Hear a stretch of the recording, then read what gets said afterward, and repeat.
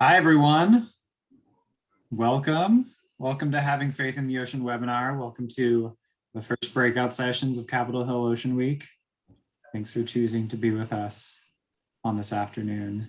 My name is Avery Davis Lamb, and I'm joined with my colleagues Amanda Robinson and Helen Smith, and we are from Creation Justice Ministries. And you'll hear much more about what we're up to with Creation Justice Ministries. Before we get started, I just want to share a few housekeeping items. The first is that we ask that you'll keep yourself on mute for most of the program until the end. We will have time for questions at the end when we will ask you to unmute yourself if you have any questions. If you don't have any questions, also okay for you to stay on mute. For those questions, do feel free to post questions in the chat throughout the program today. We'll do our best to keep track of those and address them at the end. The session is 45 minutes. We will end promptly at 1, if not before. We'll do our best to get you out of here on time. And just to give a vision for where we're headed today, we'll start with a little bit of a theological intro, sharing about why we do this work, why it's important to us as people of faith. Amanda will share a history of Creation Justice Ministries work on the ocean. We'll share some snapshots of our current ocean initiatives, and then we'll end out with ways to engage before moving into a question and answer period. And because this is a presentation about the role of faith communities in ocean protection and restoration, I hope you'll forgive me for preaching a little bit. And I think for all of us, this work is more than rational. That healing and restoring the ocean taps into something deep inside of us, and that's what keeps us coming back to this work. Whether that's something for you is the movement of the spirit, or maybe it's a deep evolutionary draw toward the waters from which humankind came. We are sustained by our ocean, and we are healed by our ocean. When was the last time you felt the ocean breeze on your face? Let's take ourselves there now. I imagine it wasn't too long ago for many of us. I also imagine that it was too long ago for most of us. Close your eyes and feel that salty, cool breeze blowing on the contours of your face. Feel it tousling your hair. For me, the ocean breeze is a deeply spiritual experience. It's a sensation unlike anything else. The smell of the salt, the coolness of the air, the sound of the waves breaking.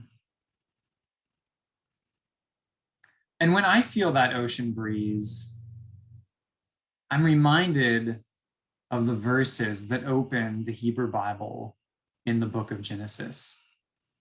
In the beginning, God created the heavens and the earth. The earth was a formless void, and darkness covered the face of the deep, while a wind from God swept over the face of the waters. Yeah, okay. You don't want to go into the session. Did you hear it? In the beginning, a wind from God swept over the face of the waters. In the beginning was that ocean breeze. These verses open Genesis, and these verses are read by Muslims, Jews, and Christians all around the world. In these opening lines, we read the story of what was before any of this was. Before any of what we now see as nature or creation or existence came to be, we read about what? The waters, the wind, the ocean breeze. And the folks who wrote this story, they had to have felt that same ocean breeze that we felt just a couple minutes ago. Because the Hebrew word that is translated as wind in those verses It's more than just wind. That Hebrew word, ruach, yes, it means wind, but it also means breath, and it also means spirit. Wind, breath, and spirit all mixed together in the ocean breeze. The Hebrews knew that when they felt that ocean breeze on their face, it wasn't just happenstance, it wasn't just wind. No, they were feeling the movement of the Spirit of God. At Creation Justice Ministries, we know that when we look at the ocean, we're not looking at a world that's separate, that's foreign from us. No, we see a world that is our source and is our sustenance of being. When we look at the ocean, when we feel that ocean breeze, we experience God, our creator, our sustainer. What that also means is that as we work to heal and restore the ocean, we are healing and restoring that which continually creates and recreates life, that which sustains us and all of the creatures upon whose lives we are dependent. We are really healing and restoring ourselves. Our mission at Creation Justice Ministries is to protect, restore, and rightly share God's creation. We believe that the world is a gift from God, that humans are inextricably connected to everything else, and that we have a responsibility to serve and preserve this world. Our approach to creation justice is informed by respect and love for our Creator and for this beautiful creation. And we draw on this rich heritage of Christian scriptures and traditions, which call us to not only serve and preserve the earth, but also to act for racial, economic, and environmental justice. On a practical level, Creation Justice Ministries represents the environmental justice policies of major Christian denominations throughout the United States. So we work in cooperation with 38 national faith bodies, including Protestant denominations and Orthodox communions, as well as regional faith groups and congregants. And we're all working together to protect and restore God's creation. This work is, as we say at Creation Justice Ministries, sacred work. And that's the work that we're all up to this week at Capitol Hill Ocean Week. And we've been blessed to work with amazing partners on ocean protection and restoration, many of whom are joining us this week, many of whom are on this call with us today. In the next half hour, we'll be sharing more about how we're working with Christians and Christian communities to protect, restore, and share that which is our source and sustenance. Throughout the history of Christianity, our people have had a close relationship with the ocean. And we're excited to share with you how we're continuing that tradition. I'm glad to be here with you all today. And I hope the breath of the Spirit, the ocean breeze, will move through this session and through the rest of Capitol Hill Ocean Week. Before I pass it on to Amanda, I want to welcome those of you who have just joined us. I hear there were some issues with the links. Thank you for persevering and making it into this session today. We're just getting into the good stuff, so welcome. A few housekeeping items again. Post any questions you have on the chat. We'll get to those at the end for a question and answer period. Please keep yourself on mute. We'll have a chance at the end to unmute and share questions. Thanks for being with us, and I'll pass it off to Amanda, who's going to tell us the history of Creation Justice Ministries work with the ocean. Great, thank you, Avery.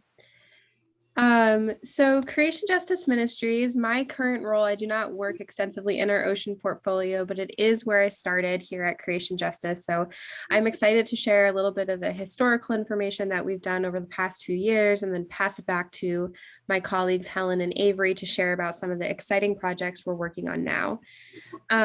Creation Justice has had involvement in the ocean space since at least 2005, when we released our first annual Earth Day resource that focused on how the faith community can steward and support caring for God's beautiful marine creation.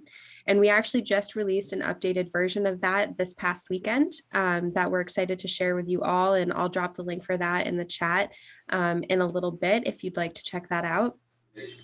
Our most recent involvement began in 2016 when we helped advocate alongside the faith community for the first designation of the Northeast Canyons and Seamounts prior to President Obama's last days in office. And as with most in this space, after that, our role became one where we mostly advocated for the continued protection of these sacred spaces and often played defense in how we aligned our faith leaders to share the value of these spaces with state and federal representatives in an effort to show how much the faith community valued those partnerships. And then starting in 2018, we began doing these really awesome ocean leadership trainings across the United States, but we primarily focused those efforts in key congressional states for our ocean action like Florida, the Carolinas, Virginia, and New England. And this led to wonderful events with members of the faith community that could gather and learn the latest in ocean policy, what it meant to engage faithfully, and how they can take that action back to their own communities for on-the-ground action and with their faith. We partnered with several aquariums for these events for awe-inspiring experiences to ground the faith leaders and why caring for marine creation is so important, and use that to inspire that action in their communities. From that, we've had faith leaders write op-eds, do advocacy days with their representatives, lead initiatives in their churches and local communities, and more. Historically, we've also developed a partnership with Blue Theology Mission Station located in Monterey Bay, California, where we've worked with them on bringing an advocacy component to the youth group visits that they do.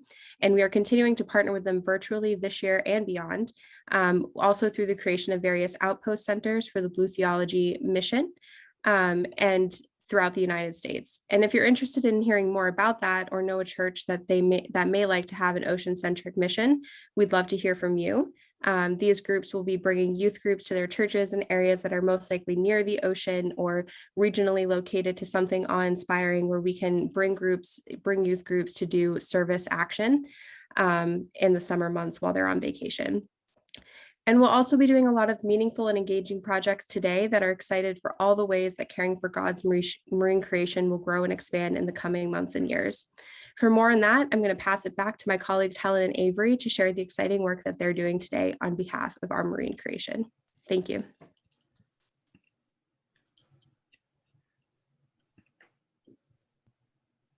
All right, thanks so much, Amanda.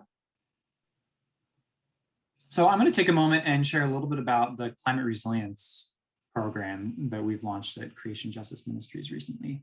And that includes sharing a slide. So I'll do that in a moment. All right. So I want to share about the climate resilience program at Creation Justice Ministries. Last May, we launched this program, and we launched it around this central question. How can churches be hubs of resilience in their communities, helping their communities weather the physical and the spiritual storms of the climate crisis? So I don't have to explain the need to the folks on this call, because I know most of you are on the front lines of understanding the realities of climate change and how it is affecting our coastal communities. And the theme of this conference, which is that climate change is not an equal opportunity disaster. That sea level rise has a disproportionate impact on those communities who have historically not had access to resources, including communities of color, low-income communities, and rural communities in a lot of areas of the coast. So recognizing that, we see a real role for faith communities all along the coast and in other areas of the country where there are other kinds of climate disasters to become hubs of climate resilience, to use the assets of our faith communities, the physical assets like the buildings you can see in the middle picture here, to house displaced people from disasters, the people assets, the social assets, like the people power to plant mangrove trees, like you can see in the top left, a Presbyterian church in Indy Atlantic, Florida. And what I think is perhaps most important, the spiritual assets, which is recognizing that as climate disasters unfold all around us, there's a profound impact on our own spiritual lives and our own psychological lives, and that our churches are often the only place where folks who are experiencing the trauma of climate disasters to turn. So our mission with this is to train pastors, to train faith leaders, lay leaders, to be prepared for the realities of climate change and to resource them with ways that they can become climate resilience hubs in their communities, helping their folks weather both the physical and the spiritual storms. So a few ways that we've been doing this. The first is the creation of the Climate Church Crisis Map. And just to pause a moment and say, all of these resources are available at creationjustice.org/resilience. And I think Amanda can drop that in the chat for us. Including the Climate Church Crisis Map, which is a GIS map that uses NOAA and USGS data and overlays sea level rise data, storm surge data, and other kinds of climate disaster layers with information about over 75,000 congregations throughout the United States. So what we can use this to do is help inform our communities about the risks to congregations, help faith leaders understand what is going to be happening, what could be happening in their communities over the next 100 years, and really to open up conversations.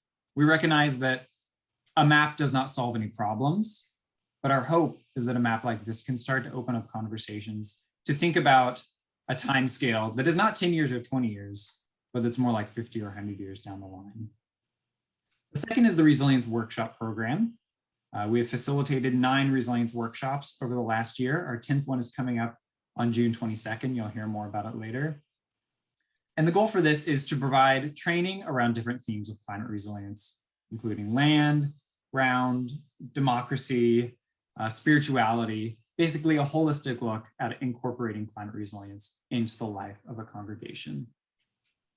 The third resource we've created is the Faithful Resilience Guide, which again is available at creationjustice.org/resilience. And this is a 6-part guide that is intended to lead congregations through the process of incorporating climate resilience. It can be used as a sermon series. It can be used as a Bible study. It's really flexible. There's really excellent resources in there. And then finally, of course, key partnerships with folks who are doing really good work already around climate resilience. Again, the climate resilience resources listed here and the website. And finally, before I pass it off to Helen, a very grainy picture of our workshop this month, which is Resilient Oceans, a fitting June theme, a virtual workshop on climate action and God's marine creation. At this, we'll be digging into the role of oceans, ocean protection and restoration in climate resilience, and providing some resources for congregations who are wanting to build climate resilience in marine areas and with the ocean. So thank you all. With that, I'm going to pass it over to Helen to share about marine protected areas. Thanks, Avery.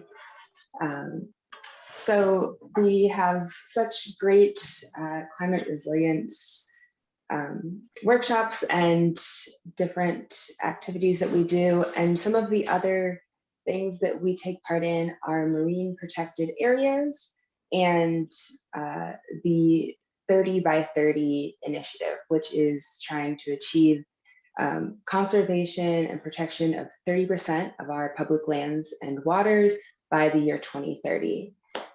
Within our marine protected areas, you've heard Amanda talk about the Northeast Canyons and Seamounts Marine National Monument that we've spent time working with other coalitions and faith congregations to advocate for and to strategize around doing protections. And of course, I know that we're all hoping for a reinstatement of said protections in the near future. And there are other marine protected areas all along the East Coast and many in the West Coast that have been instrumental in being able to conserve these very valuable havens of biodiversity and continue the conservation efforts.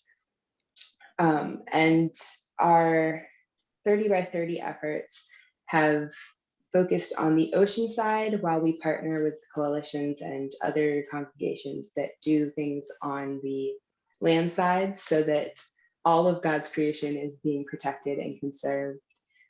Within 30 by 30, we do petitions, we do work with other organizations that build advocacy platforms. And one of our really exciting projects this year has been in conjunction with the Heartwired to Love the Ocean organization. They will have a breakout session tomorrow that Amanda will be on and get to talk about our case study. But today we get to show you the project that we have done with them. It is a video that talks about why we in the faith atmosphere love the ocean and work for it. So I'm going to go ahead and play that.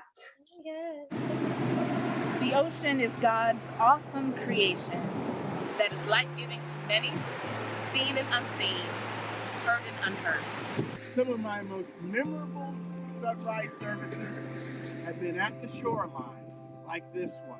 El mar es el misterio más grande en la creación de Dios. It's always changing and it's moving. And so I just see it as a very tactile way to encounter the holy. The bad news, we're really falling down on preserving and caring for the earth. Good news, it's not too late for us to care for and preserve creation and the ocean. God, we pray for the ocean, especially in this time of ecological crisis and climate change. And we ask right now that you give us the will and the power and the capacity to do better. Protection of creation and the ocean is actually a matter of protecting our own neighborhoods and our very existence. Bless us with a healthy and thriving ocean for 7 generations and beyond. And we shall do better from this point moving forward forevermore. In Jesus' name, amen.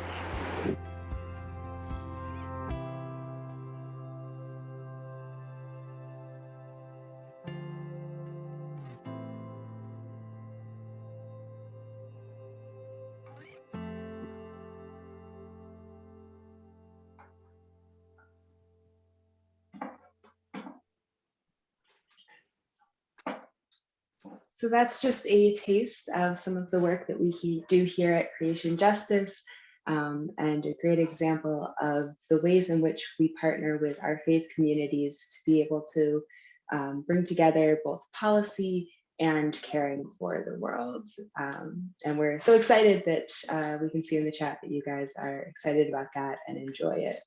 And then we're gonna pass it off to Amanda for some extra information, and so we can take any kind of questions you guys have.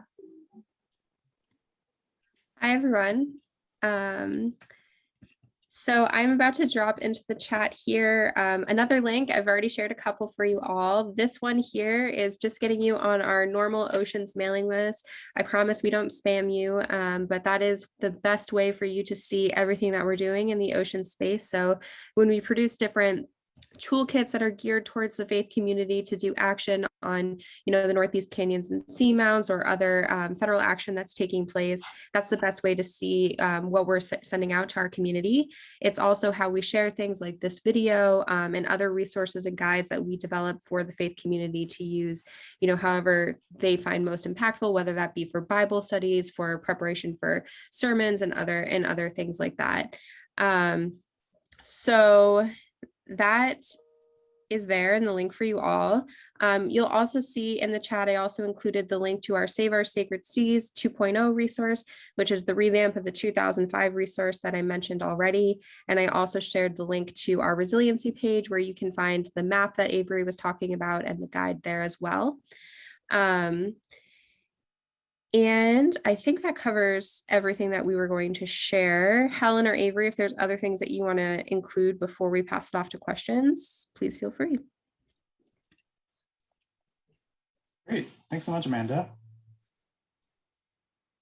So if you have any questions, please drop them in the chat or use the raise hand function, and I can call on you to unmute and ask your question.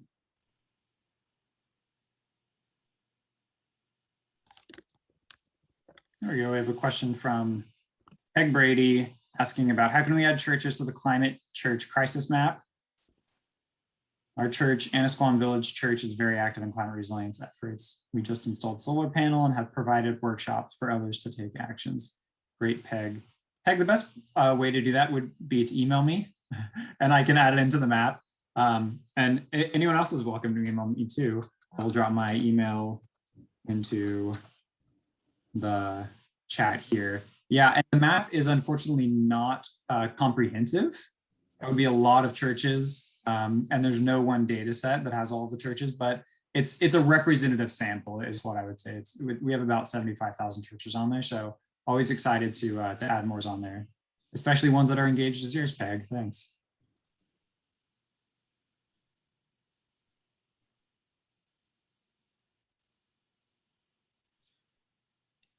Also take a moment to say that this session is being recorded. So those of you who joined late, which I know was a number of you because of the issues with the link, we'll be sure to get this recording out to the Capitol Hill Ocean Week organizers so that they can get this passed along to you to watch the parts of the session that you weren't able to join for.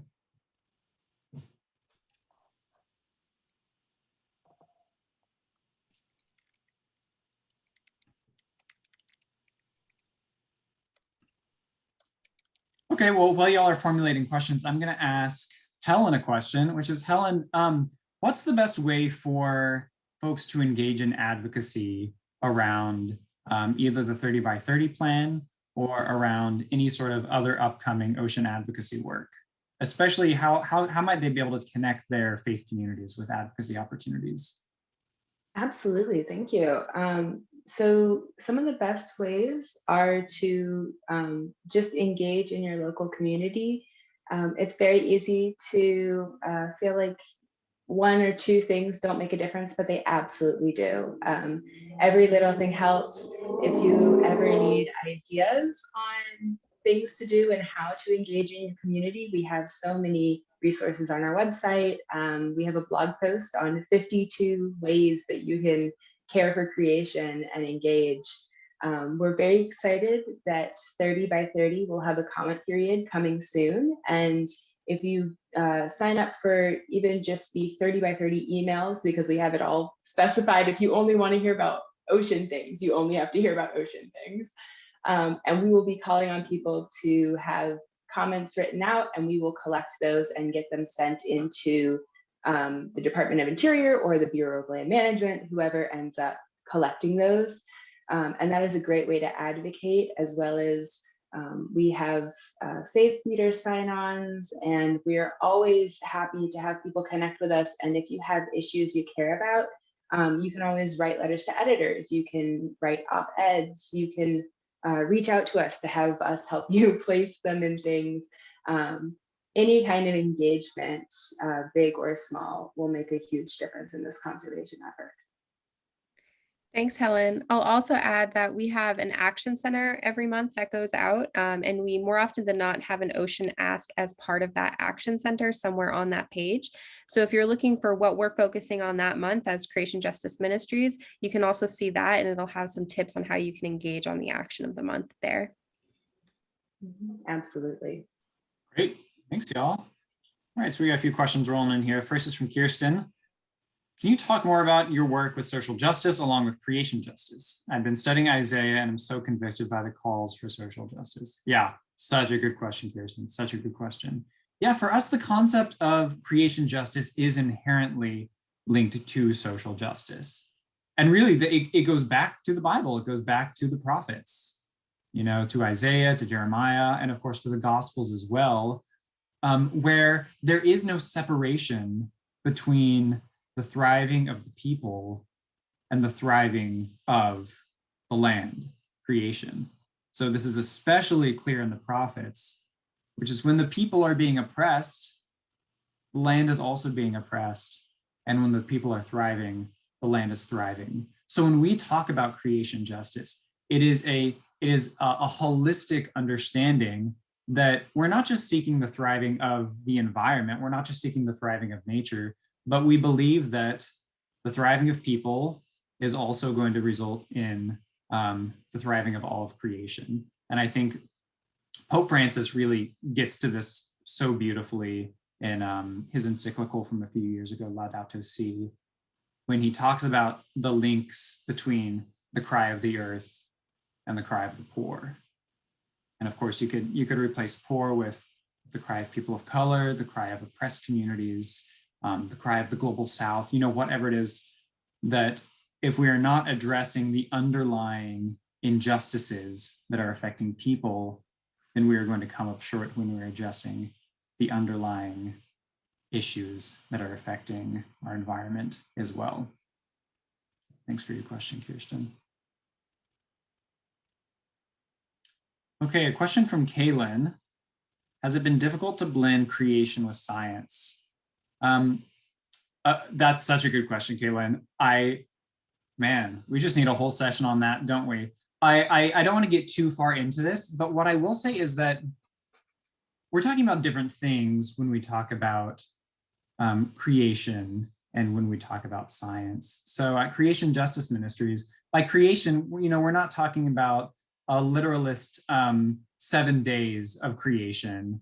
We're not talking about sort of reading the Bible as a scientific account of what happened over the 7 days, but we're talking about an orientation towards the world that sees creation as a gift from God, that is very compatible with science, that uses science to see the beauty of creation, that uses science to understand how God works in the world.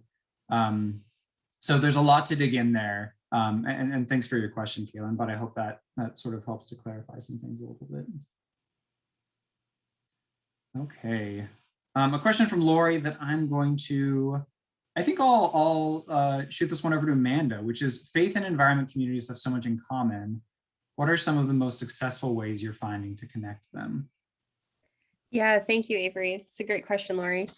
I would say that we have seen so much overlap in what the faith communities and the environment communities focus on and care about in caring for God's creation. And we have found a lot of really great partnerships with communities that are on the front lines of different environmental issues in their own communities, being able to engage and understand that also from a faith perspective. This is something that we also talk about a lot in some of our ocean leadership training. So I'm not going to spend too much time talking on it today, but if you're interested, definitely stay in touch for the next one that we have on that. Great. Thanks so much, Amanda. A really good question from Ryan. And Helen, I'll invite you to get in on this, and then maybe I'll share some too. But Ryan's question is, not to get ahead of your case study to be discussed later, but can you walk us through how faith leaders get their message across to the community or decision makers? And have there been any aha moments you observed from reactions to their messages? Definitely. Thank you for this question. This is kind of why we do what we do. So we have a couple of ways that we can help faith leaders get their message across to congregations in the community. We do bulletin inserts that come along with our action centers. We have the actions, of course, that you can share with your community, and we have resources like our shared Cs that we've revamped for this month. And so I get really excited about faith leaders sharing with their congregations and their communities. The points that I get to witness most, though, are when I am facilitating faith leaders meeting with policymakers and decision makers. And those moments, I can't think of an exact aha moment, but there has been so many different gratifying moments wherein people who are in any number of faiths are talking with decision makers and policymakers, and they're finding different things that they're having in common, whether it's like they say they like the same hiking trail because they're in the same state, or whether it's they have friends and mutual people who went to the same college, and just finding these details of humanity that make it easier to listen to each other and more receptive to wanting to hear each other speak to this earth that we all care about so much. One other thing I'd also add to that, and this I think will lead back more to the case study too that Ryan is referring to for a presentation later in the week. As part of the Heartwired project that I think many of you are probably familiar with, and its many variations that it has taken on from different groups over the past couple of years, was that there were 6 mindsets that came out of that. And one of them was around God, a faith lens that people look through it. So one thing that they learned was that people really do connect with the ocean on a spiritual level. So that's one thing that in our case study, we found that using messaging that gears around that and inspires that kind of perspective and just kind of respect for all of God's creation has been really impactful, and is in a way that we are able to then make the connections to the more sciencey sides of it or into policy initiatives that they then engage on, because they already have the moral care and the moral reasons to want to engage to begin with. So instead of starting from, ground one where you have to really build a community, it comes with an inherent community that's already there and ready to care for these sacred spaces. Great, thanks, Amanda. I'm going to combine 2 questions here. I guess kind of 3 from Lori, Kirsten, and from Bob. And it's around sort of the partnerships that we have. So Amanda, can you share a little bit about our partnerships, particularly how we engage with environmental organizations, and a little bit about, what do we see as our role in engaging with environmental organizations? What do we bring to the table, and how do we operate differently? And then Bob asks specifically about the Blue Theology program, if you could just share a little bit more about that and how churches can engage. Sure. So we have long been partners of various environmental organizations in bringing the faith community to the table to offer that perspective. One really cool thing about the faith community is that people all across the political spectrum are people of faith. So it's one way that we are able to kind of cut through the noise a little bit and be able to engage on these issues in a way where they can find common ground. So that's one thing that we definitely bring value add to these spaces, because we have these groups of people that are already ready to communicate and engage. We have various, foundation and nonprofit partners in the environmental space. And then we also partner with a lot of, local congregations and other religious organizations that work in these spaces and sit at these kind of interreligious tables as well, to make sure that we're trying to bring as holistic of a picture that we can to the tables that we sit at that are more secular in space, and make sure that those perspectives are valued. And then in terms of Blue Theology itself, the Blue Theology Mission Station has been operating for, well over a decade in Monterey Bay, California. And their whole initiative was to bring youth groups up to Monterey Bay. They get to have an experience with the Monterey Bay Aquarium and do some service action around cleaning up beaches and learning about different habitats and things like that. And those youth groups also get to learn what Blue theology is, which is basically some theological reasonings for why to care about creation and marine creation, and what you can do even if you don't live on the ocean to protect those spaces. And where Creation Justice Ministries has really come in is we've added that advocacy lens, where we're able to talk with these partners and these kids about how they can grow and engage in a faith space as well on an advocacy level. So the groups that we're working with are mostly middle school and high school ages, but we've seen some really cool projects come out of it that those kids were inspired to take on. And as a result of that, one thing that we're doing is we're creating these different outpost centers with churches in Southern California, Texas, and we're looking for some East Coast partners. So if you have churches that may be interested, please let me know, amanda@creationjustice.org.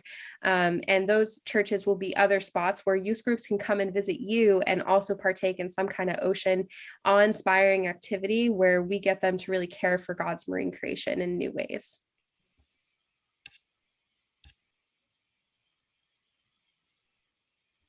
Thanks so much, Amanda. All right, well, I think we've covered all the questions in the chat. Thank you, everyone, for your engagement today. Thank you for your questions. Again, we'll make sure that the recording gets sent out, gets shared with the CHOW organizers, and sent out to all of you. And my benediction for you is to go forth for the next 2 days and to feel the ocean breeze, to feel the Spirit move in all the sessions that we're going to. So thank you for taking time to be with us today. Thank you for your work. And we look forward to continue to working with you all. Bye.